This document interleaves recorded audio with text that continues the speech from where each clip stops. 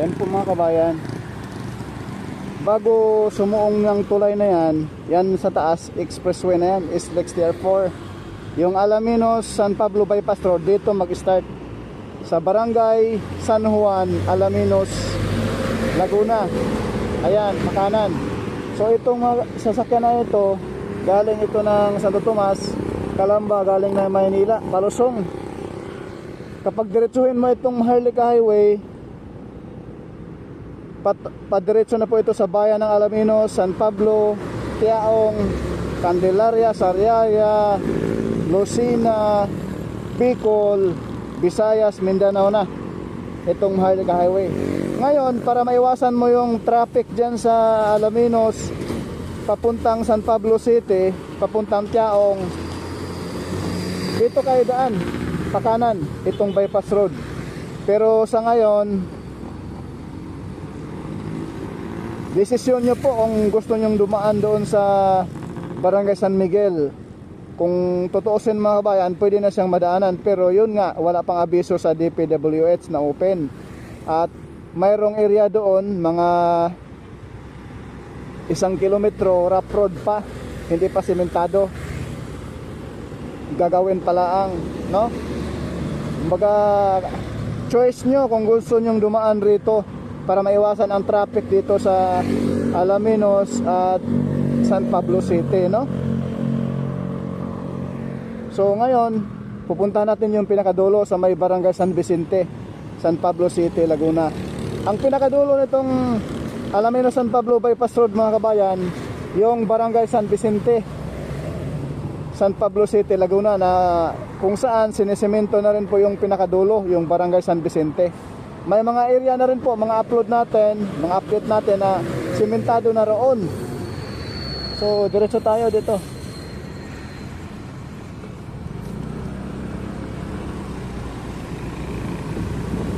Ito na yung entrada mga kabayan.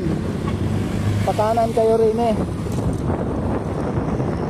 Yan. Diretso lang, ang pinakadulo. Doon na rin po yung ano, yung mismong pakantong papuntang Lipa City, Batangas. Ayan mga kabayan, yung dulo, yan na po yung papuntang yung pakanan pa Lipa, yung pakaliwa pa San Pablo City, pa Alaminos Bayan, pa Maharlika Highway. So para maiwasan ninyo yung Maharlika Highway, yung Alaminos San Pablo, dito kayo daan, diretso tawid lang kayo rito, tawid. Yan na po yung Alaminos San Pablo Bypass Road ito. Dito tatawid rito sa bypass road ng Palipa at pa San Pablo. Dito lang kayo, pasok mga kabayan, pasok mga suki. Yan, diretso. Diretso dito sa maliit na daan na ito, kasi itong kaliwa natin, babawasan pa yan. Matatamaan yan sa Alaminos San Pablo Bypass Road. So pagdating rito, kaliwa. Huwag kayong pumasok dyan sa Barangay San Roque. Dito. Ito yung alignment. Ito. Rough road pa to mga kabayan, rough road. Kung kayo'y dumaan rito, choice nyo. Pagdating doon sa Barangay San Miguel, ganon din, rough road din, ganito na din. May areang maputik doon dahil sa rough road nga, panay ulan-ulan, di ba?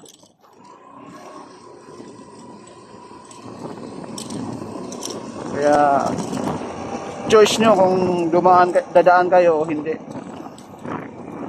O mag-test kayo doon sa traffic sa Alaminos to San Pablo. Pero may time naman na walang traffic doon. Swertihan na lang.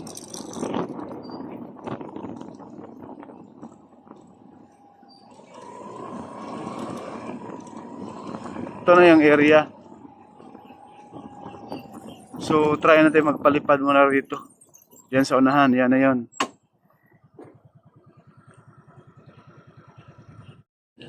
Yan na po yung diretso na yun mga kabayan. Yan na po yung papuntang Lipa City, Batangas na bypass road din po. Napakalapad. Tig 2 by 2 lane. Ayan po yung tatawid rito. Yung Alaminos San Pablo. Pakaliwa yun na po yung papunta doon sa Barangay San Miguel at mismong Barangay San Vicente kung saan mag-end itong bypass road. Yan yung crossing na yan. Dyan po tatawid mga bayan. Ayan po pakaliwa. Kaya tumbok yung bahay dyan sa gilid. Sana po ay magbigay na ng right of way dyan. No? Kahit mapingasan lang konti mga bayan. Pero yung baba mga kabayan, pwede nang dumaan dyan kahit bus, kahit mixer truck pa. Dahil may kalsada na yan, rough road pa nga lang. Pero choice nyo kung kayo dadaan. No? Ayan po yung area na yan.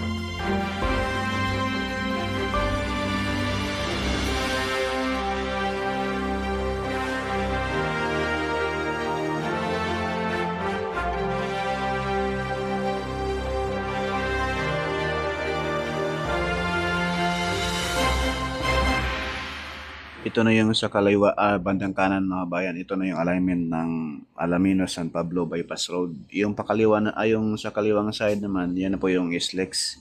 SLEX, Tolo Road 4, yung in-update din po natin. And dyan sa unahan, may dalawang lane na dyan. No? Bandang kanan ay sementado na rin. Ang wala pa yung rough road pa sa kabilang side, kaliwa. Ayan po. Ito yung Barangay San Agustin.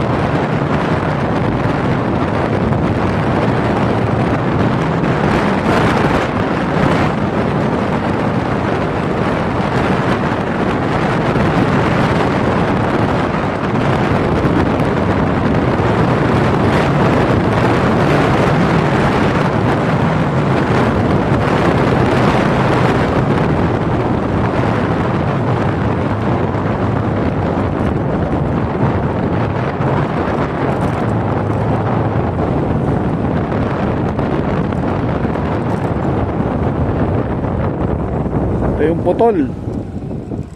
Diyan sa unahan, may ginagawa na. Diretso laang.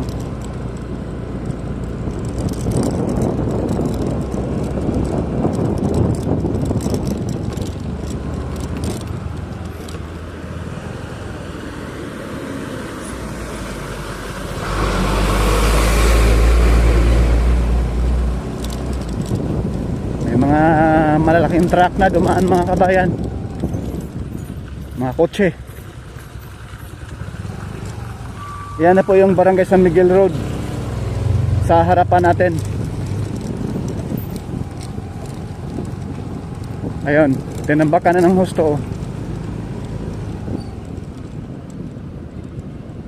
Hindi tayo pwede dumaan dyan dahil may mga heavy equipment. Ito na, close road nilagyan nila. Tabi muna tayo. Ayan po yung mga heavy equipment. Tinambakan na nila mga bayan, tinaasan na nila. Yan dito, yung diretso na yan papuntang San Pablo City mismo yan. Dito yung crossing, tatawid yung Alaminos San Pablo Bypass Road. Ito yung panambak nila. Ayan ah, tinaasan na po.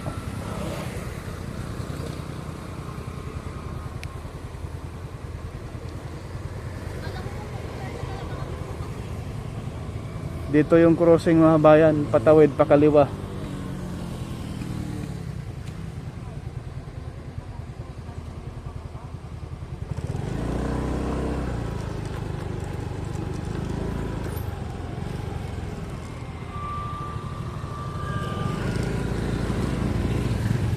Motor.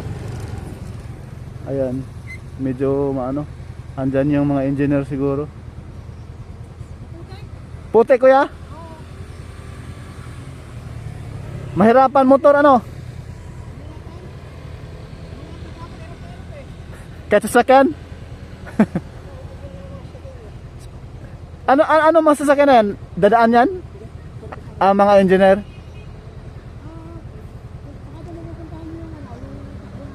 Mga engineer pala ito mga kabayan. Yan.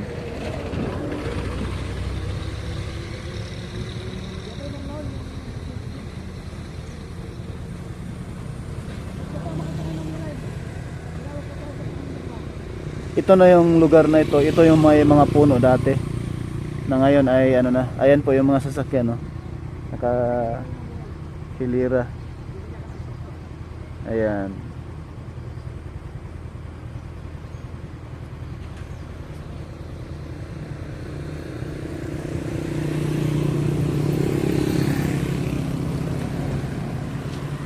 Ito naman po yung ano, punta sa Barangay San Juan, kanto ng Palipa City. Mga December kuya, matapos na kayo to? Mga December, no? Para access road na rin ito para maiwasan yung San Pablo eh. Kung madaanan na to kahit may buhangin laang eh, napakalaking aluan na. Yan.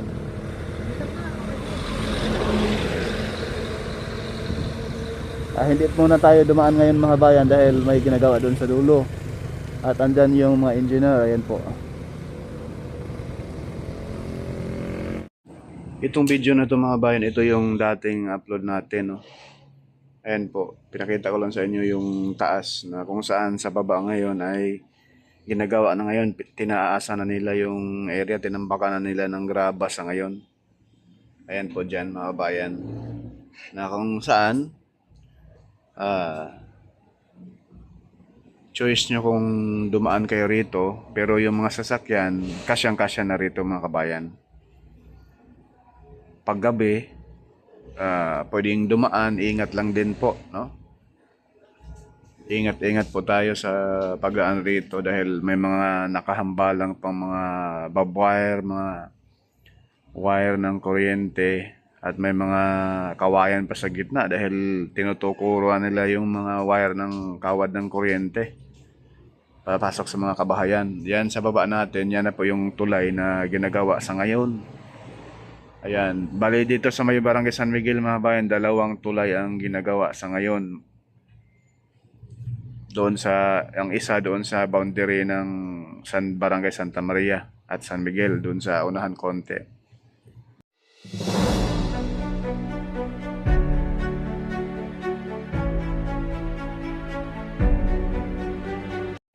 Ito yung gagawin tulay rito. Ito na yung alignment ng SLEX mga kabayan. So ang Alaminos San Pablo Bypass Road sa ilalim dadaan. Ito na yung kanto mga kabayan. Yung sa baba natin yan na po yung Maharlika Highway. Ito na yung Barangay San Vicente, San Pablo City, Laguna. Dito po mag-end ang Alaminos San Pablo Bypass Road. Baka hindi matapos itong buwan ng Nobyembre. Ito ay fully completed na po itong kanto ng Barangay San Vicente dahil yung dalawang lane nalatagan na po ng concrete cement. So ang tinatapos ngayon itong gawing kanan. Kapag kayo ay pa-exit rito mga bayan, pagdating dito sa dulo dahil may ginagawa pa, pakaliwa kayo rito. May rough road konti lang naman, mga 10 meters. Makalabas ka na ng Maharlika Highway. Ayan. Tagus-tagusan na po ito. Yun nga lang sa dulo-dulo mga kabayan, itong dulong Barangay San Miguel ay doon sa may Barangay San Miguel mayroon din pong rough road yung ginagawang tulay. At dito sa may Barangay sa may San Vicente, pinakadulo, dahil yung bandang kanan ay hindi pa tapos. So yun ang ginagawa sa ngayon. Pag exit nyo rito sa may Barangay San Vicente, pakaliwa kayo. Ito pong Alaminos San Pablo Bypass Road mga bayan, ito po ay sagot sa kalbaryong traffic sa syudad ng San Pablo City at Alaminos. Choice po natin kung tayo idadaan rito dahil itong Barangay San Vicente may natitira pang hindi tapos pero pwede nang dumaan ng mga sasakyan. Yun nga, desisyon natin kung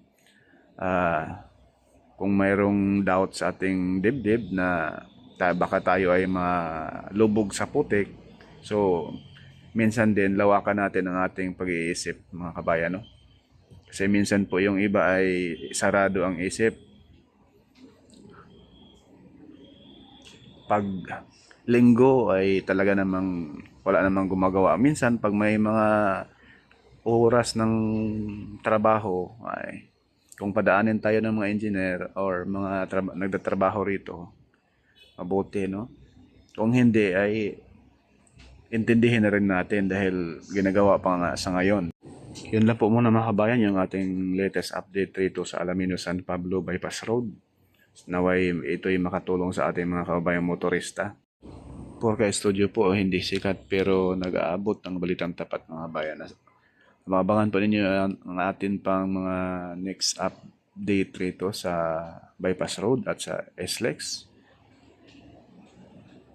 Sa may portion ng Candelaria, Sariaya at Lucena mga kabayan. Abangan po natin. No? Thank you po and God bless.